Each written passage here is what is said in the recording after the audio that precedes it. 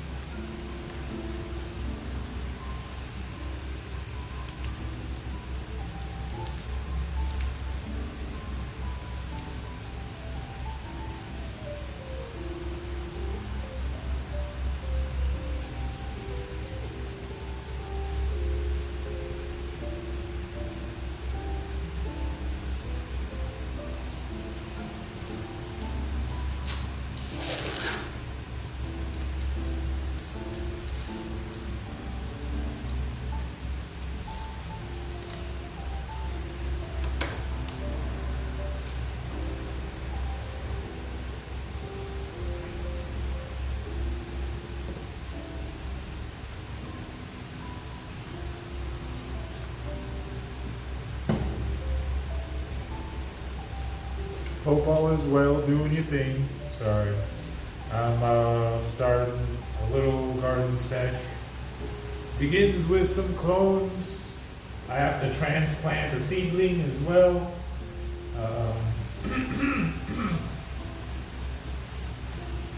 So, I have a bit of Clonex, clone and seedling solution.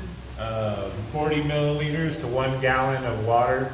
I used water that's been filtered with the reverse osmosis machine, and it's been pH'd.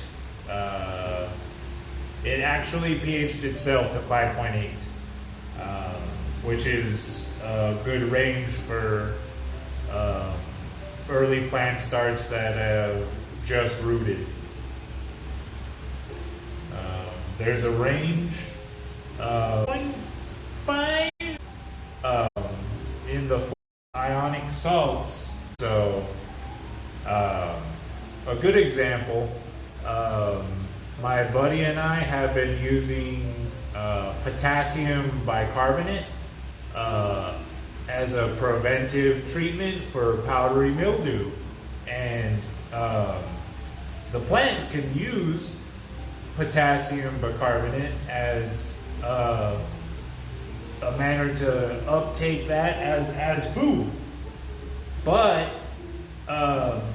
it doesn't have to take it in if it isn't in the right pH range for it to react to the ionic salts that are within the chemical compound of potassium bicarbonate.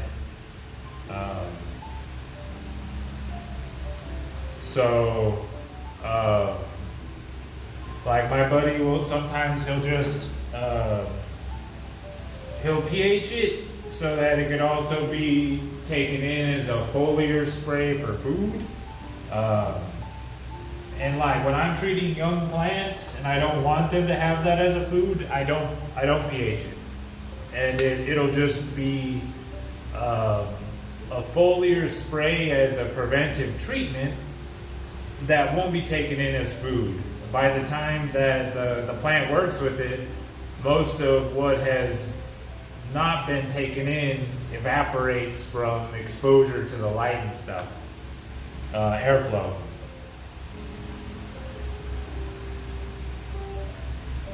Science rant, sorry. Let's see.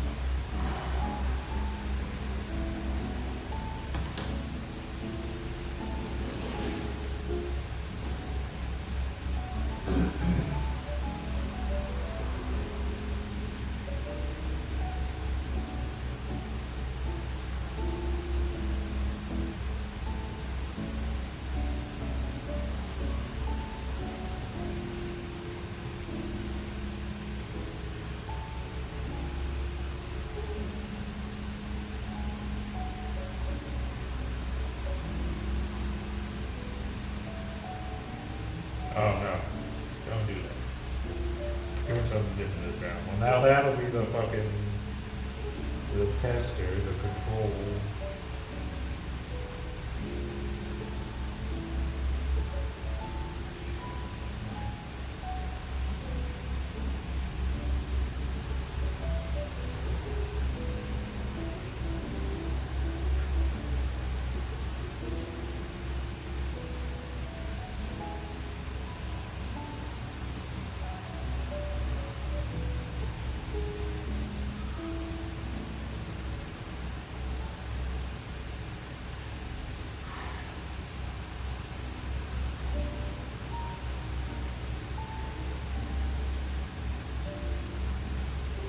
Oh, don't do it. Sorry.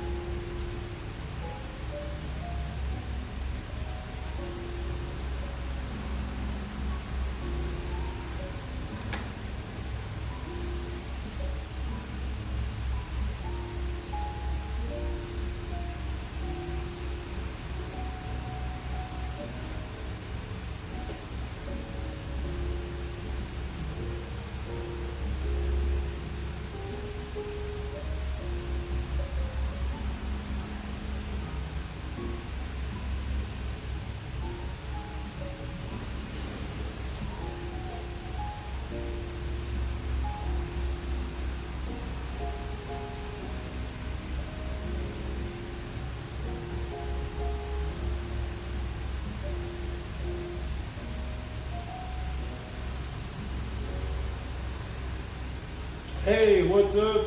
Yeah, it is clone day. Um, I'm doing what I can to preserve some mother plants. Um, oh boy, it's been a challenge as of late. Um, so many plants to juggle. Um, Seasons change.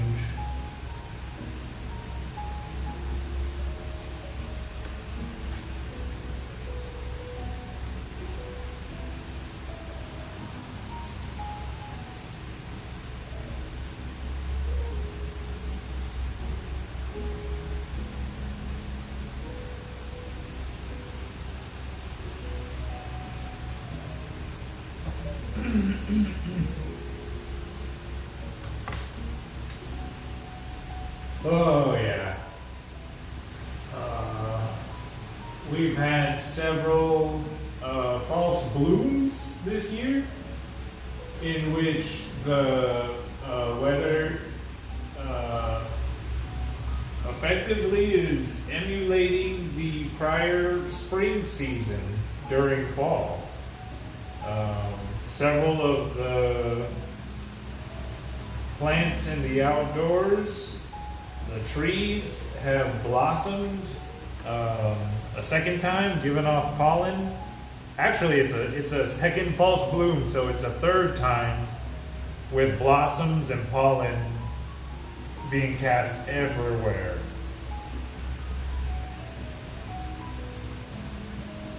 And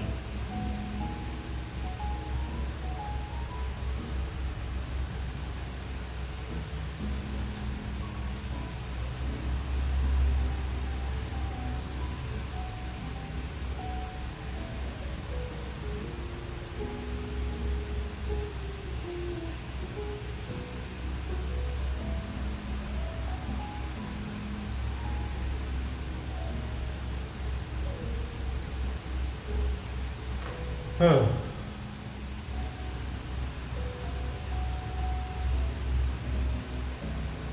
yeah.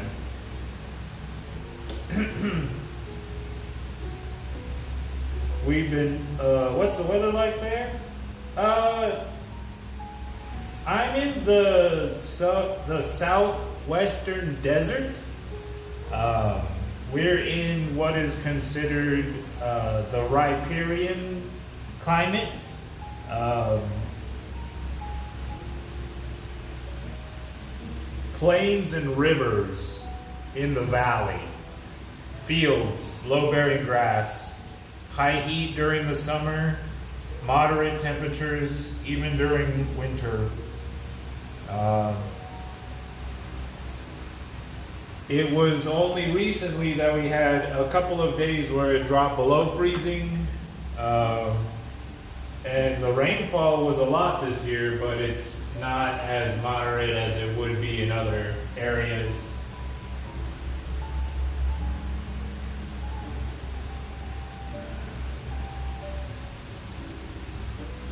Yeah. There was a bit of rain recently, and all the grass is growing back. Um,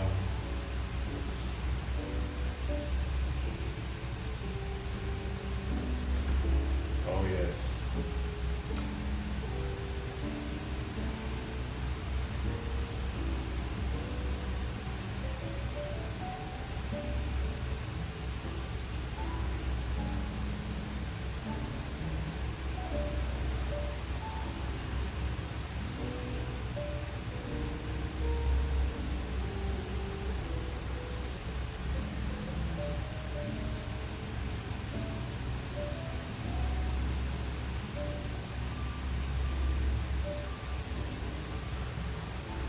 Damn.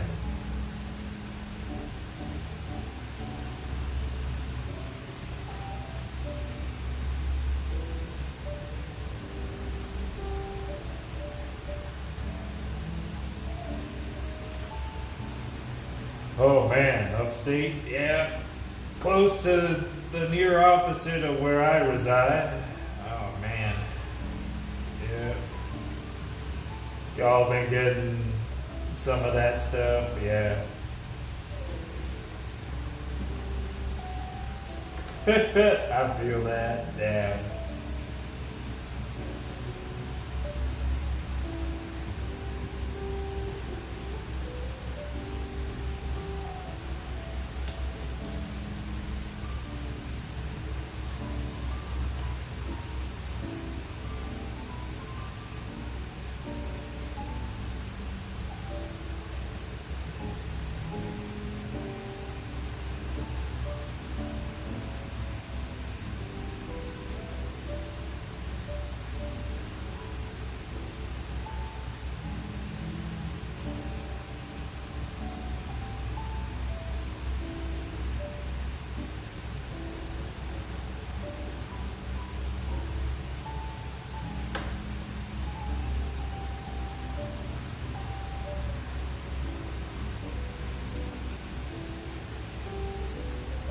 Yeah, the weather's been changing immensely.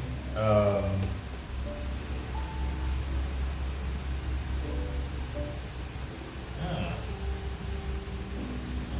that went in. It's fine. A few years ago on Thanksgiving,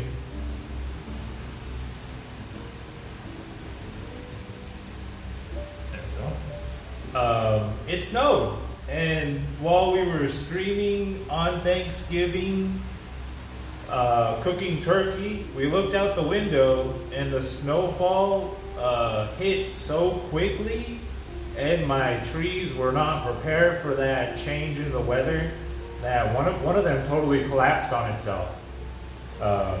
It got hit with a bunch of compact snow from like the solid fluffy flakes, and it was dry enough that it didn't turn into a slurry, which is what normally happens when it gets to that temperature. It's raining, and then it gets to that temperature, so it doesn't snow, it just becomes like hail and slurry. So that was a crazy change in pace, and that shit, it was wild, yeah. We watched that tree fall, I was like, it's gone. Oh.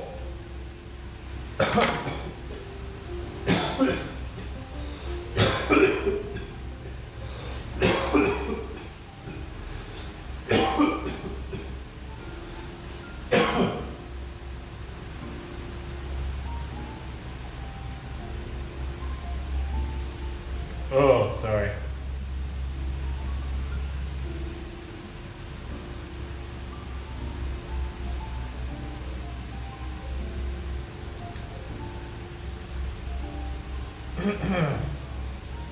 Holy Moses.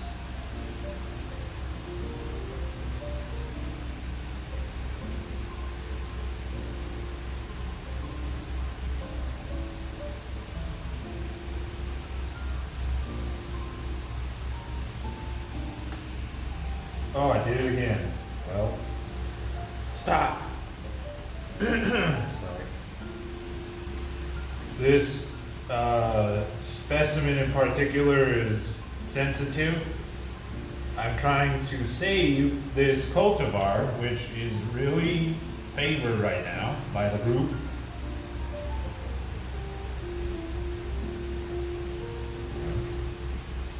Master Kush.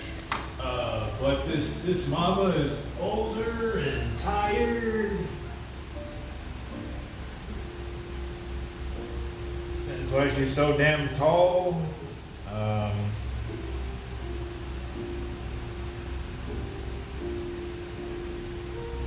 Sometimes you can scrape the stem if the cell wall is super thick. Stop. But sometimes the plants are like, this one's delicate and it has more susceptibility to severe damage from slight abrasion or something like that. Yeah, this one's a classic. It's been good. It's been growing well, high yielder. For my friend's grow style, it's a great one to grow in a group, in a pack. he does this grow style called Sea of Green, in which he'll take a bunch of plants and grow them in a group, clustered together in smaller pots. Some people will grow a smaller number of plants in larger pots and like splay them out in different ways. There's low stress training and a technique called mainlining, in which you effectively lay the plant out flat so that there's near total coverage of the canopy from upper to lower. Whereas we do what's called Sea of Green and lollipopping, in which we get a group of plants to grow together and we thin out the base and the center of the plant so that there's a good amount of healthy tops with big old buds. But it requires a particular level of routine maintenance. My friend has been defoliating the plants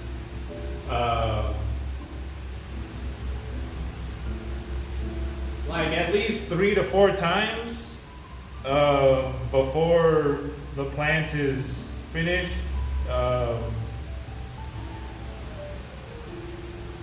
Yeah, it works out. It's about that coverage, you know, and also I say preference, because there's more than one way to grow. It's been proven. Indoor, outdoor, different mediums, different style of light and shit, different levels of CO2 in the environment, you know, different types of culture in the soil.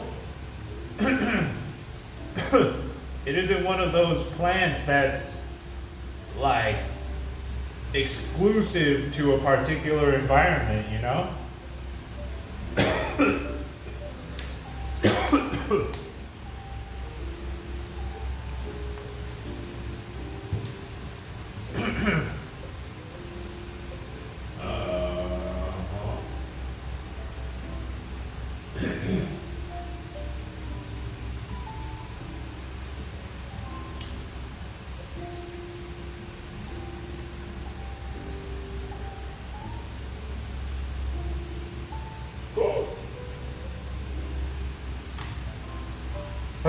Trying to be careful.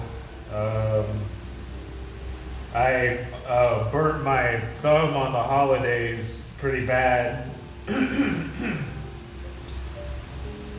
So, try not to stab myself any further.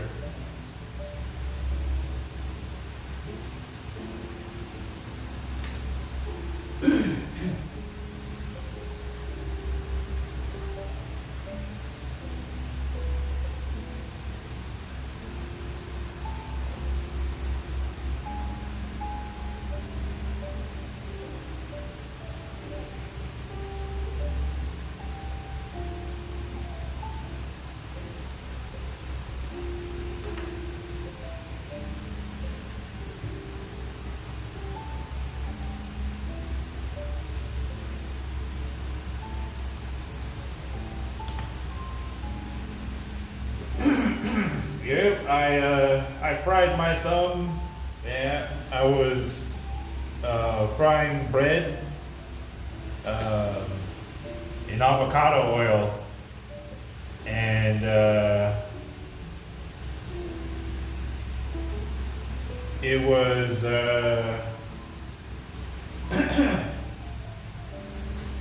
close to 400 to 500 degrees Fahrenheit.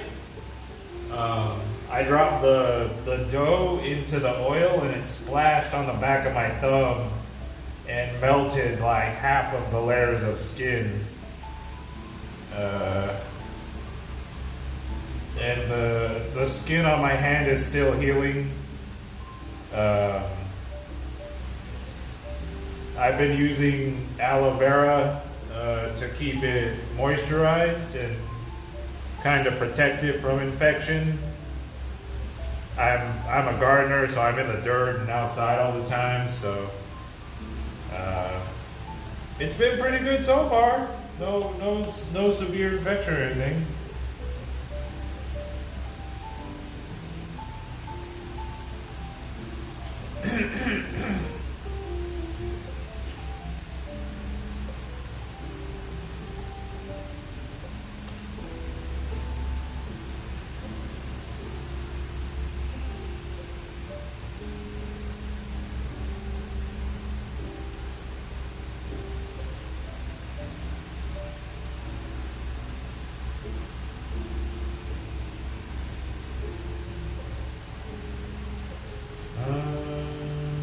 Yeah, it's all right.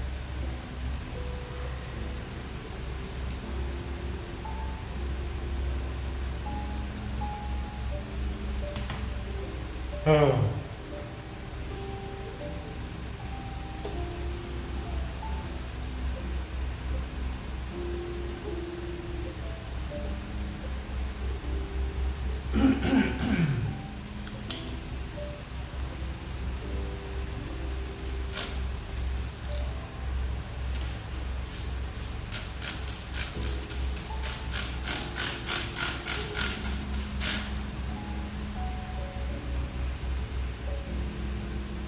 Pink marshmallow? That sounds cool. It's rough. Outdoor is hard. I've had a lot of trouble with the humidity the past few years. The average humidity levels have increased. In my area, I was born and raised here. And growing up, on average, it was 30% humidity. And then during the wet season, obviously, it jumps to fucking 100%. But we have averaged in the last 5 or 6 years, 70% relative humidity or greater, just all year. And so, when it did get to that point in the year between August, September, when it started getting cloudy and there was a bit of rainfall, there was bud rot. I had bud rot this year in several of my plants that weren't getting appropriate air circulation. We would have to move all of our plants under a carport, crowded together, and wait for the sunlight to come back to uncover the carport. And so this period of time in which the soil base of all of these fabric pots clustered together maintained a higher relative humidity in the base and the center of that. So all the stuff that was just constantly hit with moisture and also had an increased space of stagnation of air circulation, there was a bit of bud rot. It's insufferable, but it's good to figure it out, hone it in, compost. You know, farmers plant in numbers to combat almost all problems in the garden.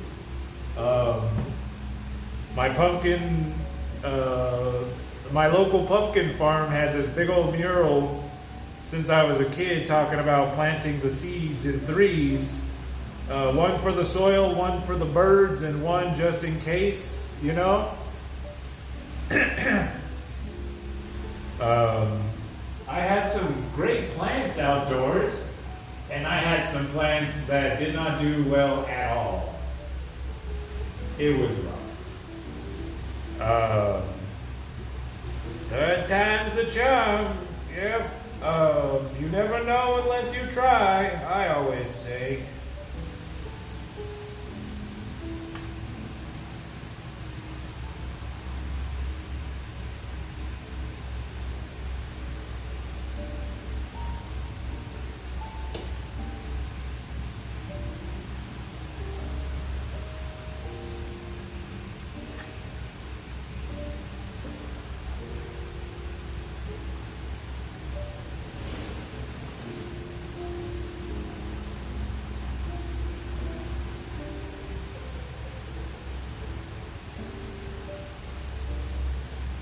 moves too short.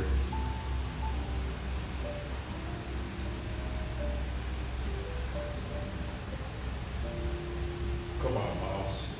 Not bad. Yeah. I've reached a new milestone recently. I have dedicated 1 year of my life to harvesting for this co-op. 1 year of my life.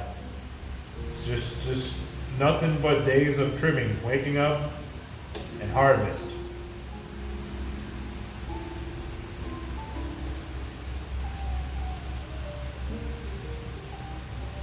Go to bed, harvest again.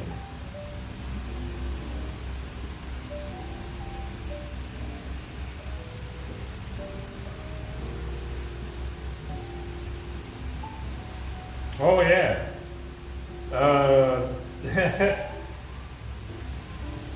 One of those old sayings, for the handyman, the list never ends.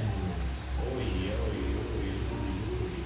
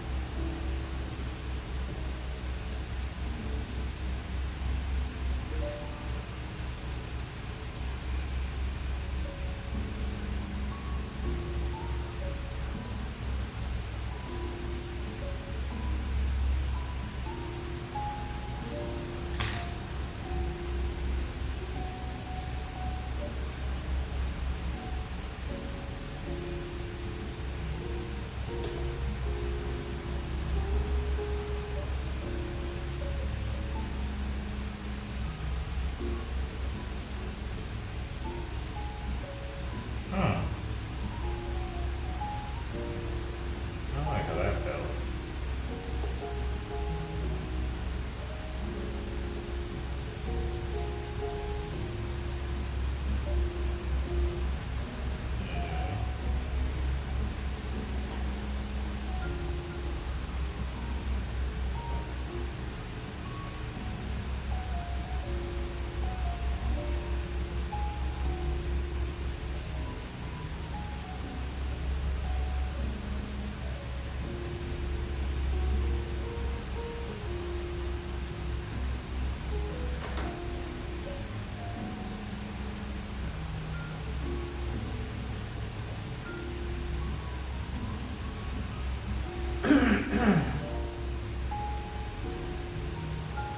Honestly, that is the best. It's very seldom that I will express as a personal opinion what is and is not best, because that's preferential. But there is greater success in rooting through aeration in a water source, like aeroponics, aquaponics, some kind of source in which the oxygen is circulating in the water. It works. It works. It's glorious. there's just so many things you just gotta watch out for, you know. Like, let me tell you about a personal problem I got going with my garden right now. At the beginning of last year, January 26, 2024, I believe, my friend decided to pick up a huge group of plants from his friend that operates a larger cannabis nursery. And the plants had been infested. They had gnats. And the gnats, in particular, when they're repopulating, they dive back into the soil so that when their larvae hatch, they have a food source readily available that's unprotected, and that's root mass. So I've had a hard time trying to keep clones in this space because it's nothing but a clone cube and root mass in a tray, and that's literally just a fucking buffet to those creatures. And so like, I started using this medium, and it's been fun because like I had like greater success rate personally rooting these. But having an established plant in this space with exposed root mass is a death sentence for that plant. So everything that's in here, it's established. It's it's in a medium before it comes in here, so that the plant can't immediately die. And I've done what I could so far to mitigate this problem. Sticky traps, diatomaceous earth, potassium bicarbonate, sulfur, xanthan gum. Yeah, yep, absolutely. And yeah, these fuckers spread. They get everywhere, you know. I have garden in the backyard, in the shop. We have plants in the garage. Our direct and indirect relationship with the garden impacts that as well, you know. So it wasn't just the plants being infested, but us handling the plants. Those bugs will cling to our clothes, our shoes, our hair, and travel much further because of that alone. And then some, like gnats in their maturity, full maturity, can travel on their own, you know. So like, if rooms are left unopened, they have enough energy, they'll float, they'll fly. A fucking ceiling fan or a standing fan will push them right into the wrong space, you know? Yeah. Yeah, it's rough. So I take clones and I separate them in a grow tent to finish the process. And I've had greater success with my clones there because of that, but the plants are struggling. We've had a lot of hiccups this year. My buddy wanted to try new fertilizers, and the fertilizers were like old. They were developing as solids when mixed with the air, the moisture in the air. There was a period in time that my buddy was operating. We didn't properly calibrate the newer pH probes that we were using. And so the pH was off, and we were burning our plants.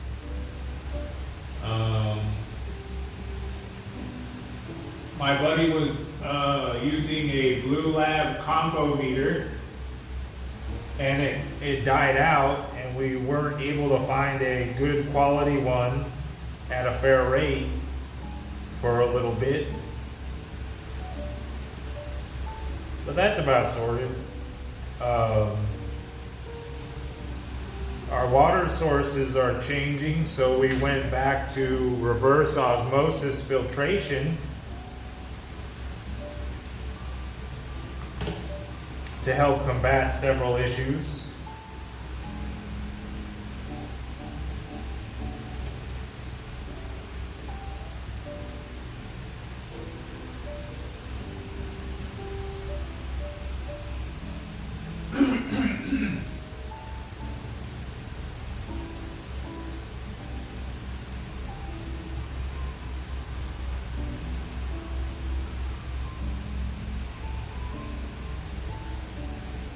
No.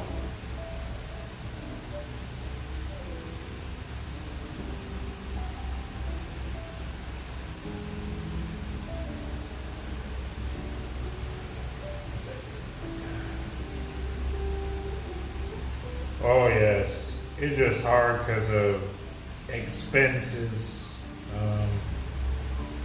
I do nonprofit work, and whatever I make is from donations. I have been audited by the IRS, and they're like, bro, you only make like $80 a month. So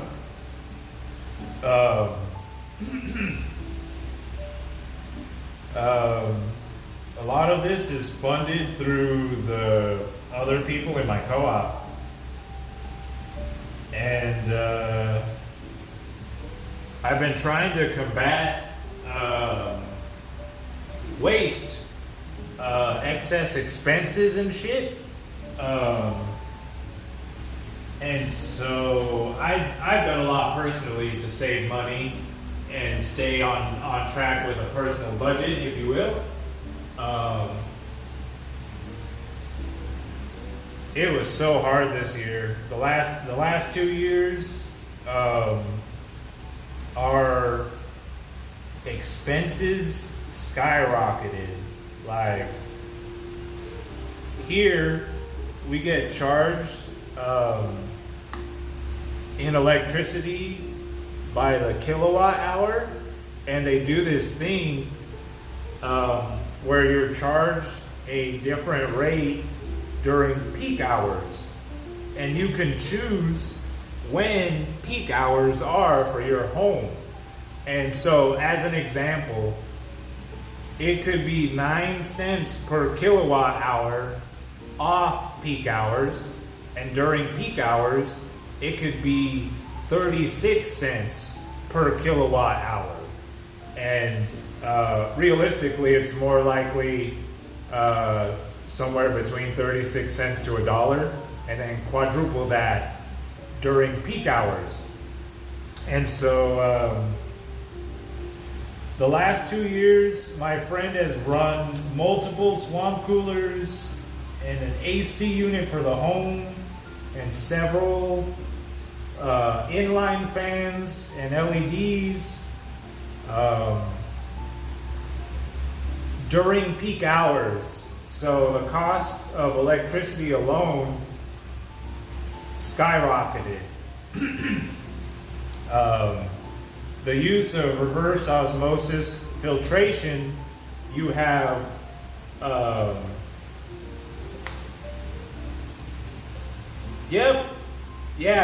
they've got a publicly viewable meter that they track.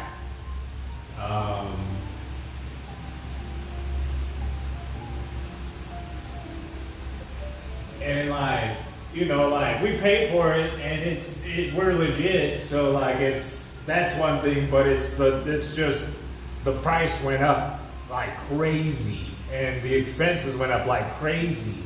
But the work is more or less it's not guaranteed pay. It's commission donations, if you will. So the amount accrued is not always guaranteed. The costs are rising, however.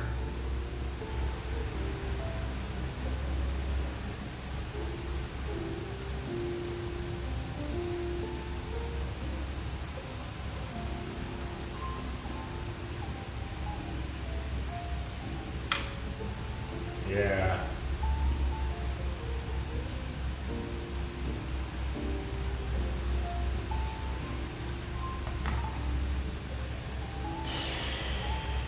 Yeah, we have this other problem as well that is unique.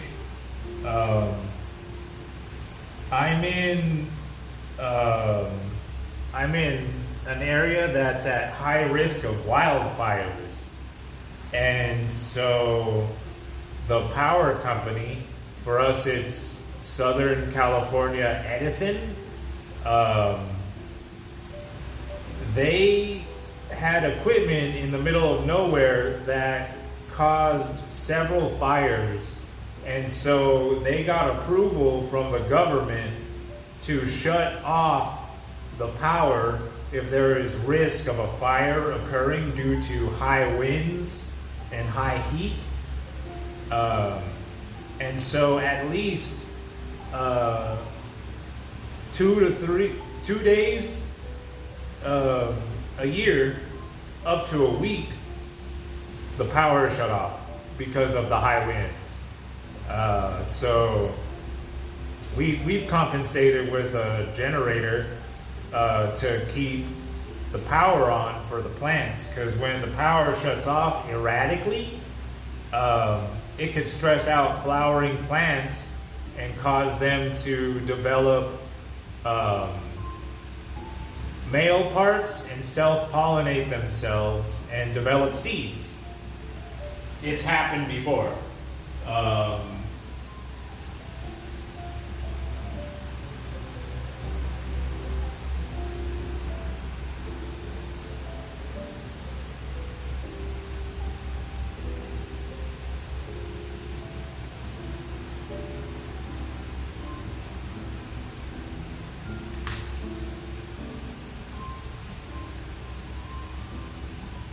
Yeah, so that's something. They call it it's the Public Safety Power Shutoff Program. Yep.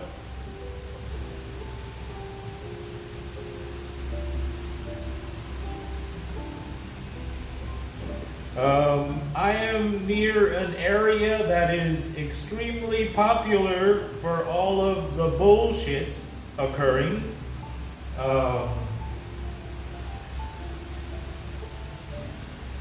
There was a funny thing that happened not too long ago up in the hills near my house. In one of the neighboring cities, Yucaipa, California, a couple decided to celebrate with their family their upcoming pregnancy, and they were doing a gender reveal party up in the hills during the dry season. They decided to set off a colored smoke bomb firework in the dry grass. They caught the hills on fire, and it killed a firefighter when they tried to put it out. And it became a very, very popular meme for a little bit.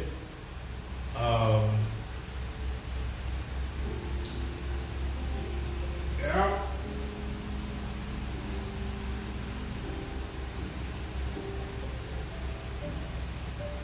Yep. Yucaipa was just recently in the news again because some couple tried to fake that somebody had kidnapped their baby.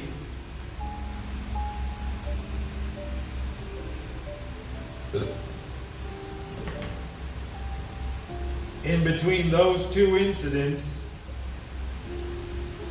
a dump truck caught on fire and they decided to dump the flaming trash into a neighboring field next to a large trailer park, and they burned it down and murdered more people.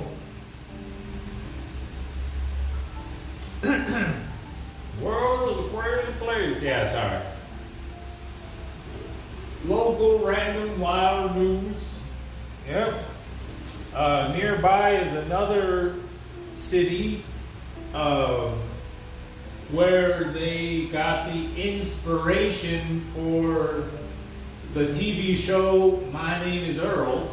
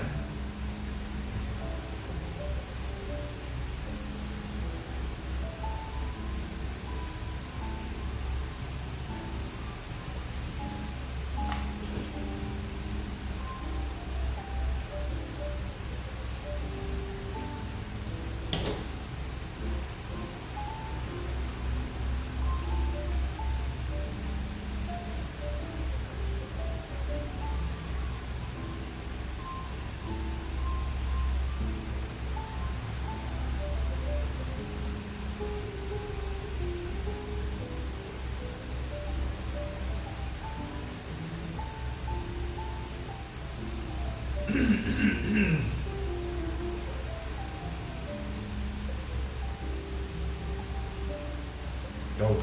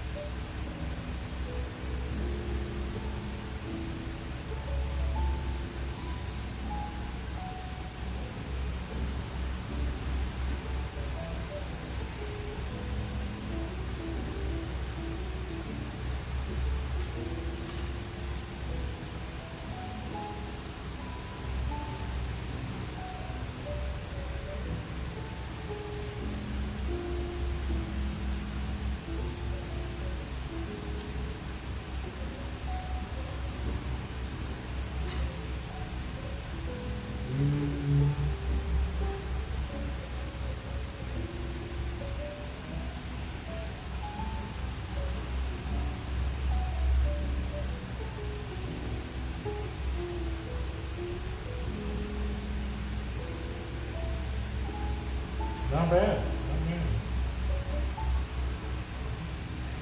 Oh.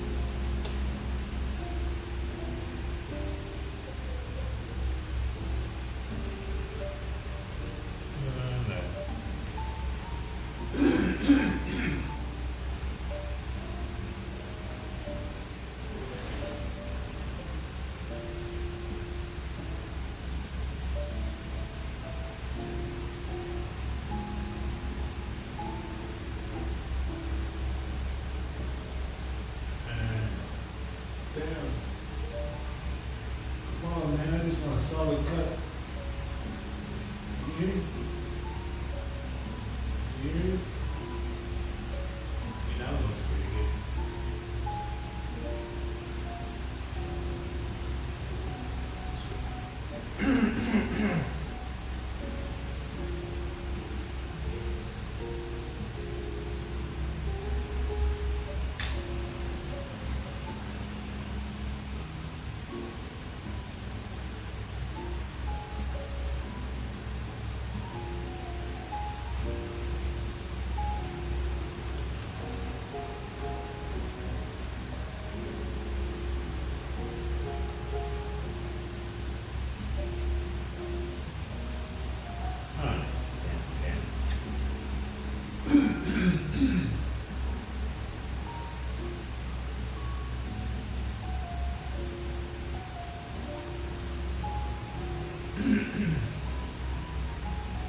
Sorry, sometimes I'll plug one and I'll be like, nah, I don't feel it. I think I might have damaged something.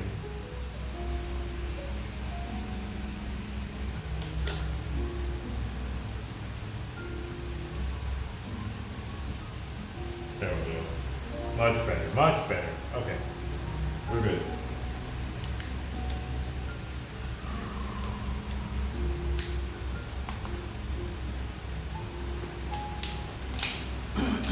Clothing complete. Just finished doing a little tray of Master Kush. I actually would like to clone more, so I gotta put this tray away and set up the next one. So I'll be doing another clone sesh tomorrow or the next day. This one I really needed to get this strain in particular. I needed that cultivar. Sorry.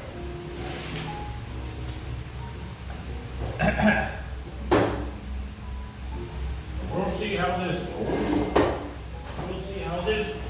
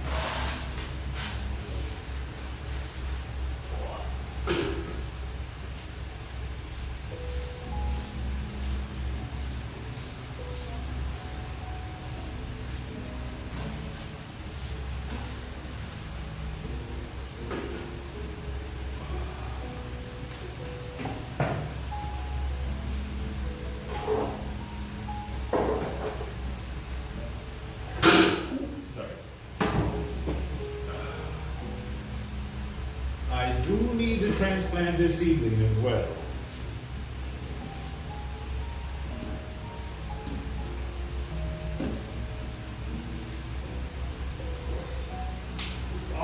of several other seedlings. Yes, got stuff. Alright, cool. Alright, I will be back another time. I'm gonna take off for now. We all take it easy. Thanks for hanging out for the clone sesh. I shall return another time.